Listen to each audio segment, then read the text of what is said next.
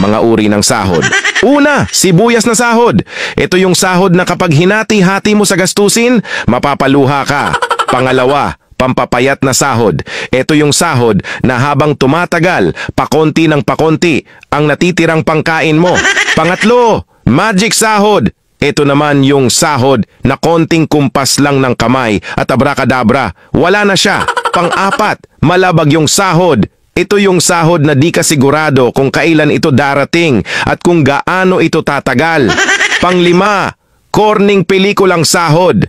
Ito naman yung sahod na tinatawanan mo na lang para di ka mabwisit.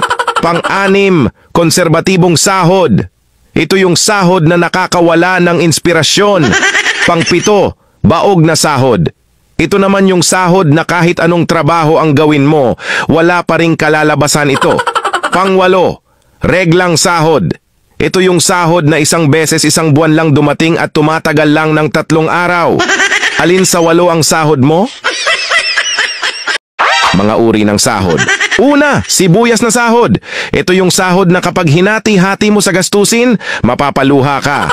Pangalawa, pampapayat na sahod. Ito yung sahod na habang tumatagal, pakonti ng pakonti, ang natitirang pangkain mo. Pangatlo, magic sahod.